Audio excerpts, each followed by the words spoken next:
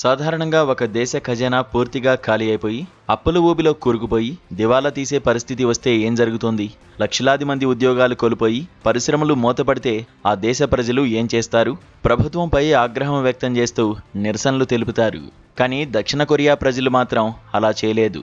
తమ దేశం ఆర్థిక సంక్షోభంలో కూరుకుపోయి దివాలా తీసే పరిస్థితుల్లో ఉన్నప్పుడు వారంతా ఏకమై సంచలన నిర్ణయం తీసుకున్నారు. దేశాన్ని కాపాడుకునేందుకు ఏకంగా 227 టన్నుల బంగారాన్ని ఉచితంగా ఇచ్చి నిజమైన దేశభక్తికి నిదర్శనంగా నిలిచారు. అయితే 1997 చివరిలో ఆగ్నేయాసియా ప్రాంతం మొత్తం తీవ్ర ఆర్థిక సంక్షోభంలో చిక్కుకుంది. థాయిలాండ్లో మొదలైన ఈ ఆర్థిక సునామీ దక్షిణ కొరియాను కూడా అతలాకుతలం చేసింది. దీనివల్ల దేశ విదేశీ మారక నిల్వలు పూర్తిగా అడుగంటాయి. కొరియా కరెన్సీ వాన్ విలువ దారుణంగా పడిపోయింది.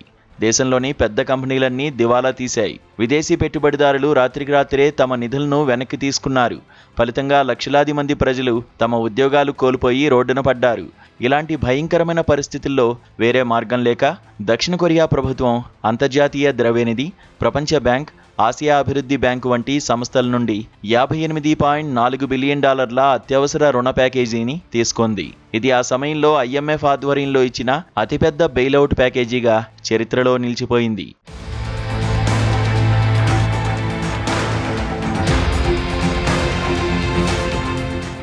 అప్పిచ్చేందుకు IMF ఎన్నో కఠిన నిబంధనలు పెట్టడంతో వీలైనంత త్వరగా IMF అప్పును తీర్చాలని దక్షిణ కొరియా ప్రభుత్వం నిర్ణయించింది. అయితే విదేశీ మారక ద్రవ్య రూపంలోనే అప్పు తీర్చాలి. కాబట్టి అంతర్జాతీయ మార్కెట్లో సులభంగా నగదుగా మార్చుకోగలిగే బంగారాన్ని ప్రజల నుంచి సేకరించాలని 1998 జనవరి 5న దేశవ్యాప్తంగా బంగారం సేకరణ ఉద్యమాన్ని ప్రారంభించారు. ఈ క్రమంలోనే బంగారం ఇవ్వాలన్న ప్రభుత్వ పిలుపునకు పౌరులు అద్భుతంగా స్పందించారు. నిజమైన దేశభక్తి అంటే ఏమిటో ప్రపంచానికి కళ్లకు కట్టినట్లు చూపించారు.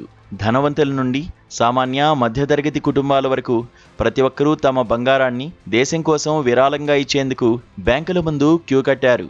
లక్షలాది మంది తల్లులు తమ పిల్లల మొదటి పుట్టినరోజు సందర్భంగా బహుమతిగా వచ్చిన బంగారు ఉంగరాలను ప్రభుత్వానికి ఇచ్చేశారు.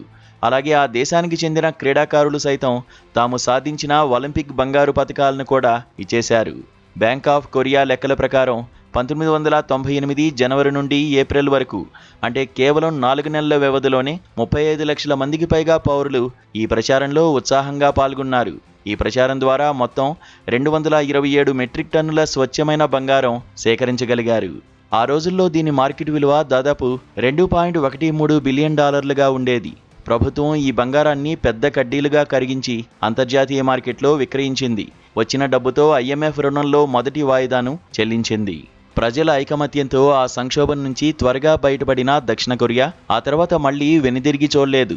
ఇప్పుడు అది ప్రపంచంలోనే అత్యంత బలమైన ఆర్థిక వ్యవస్థల్లో ఒకటిగా ఎదిగింది.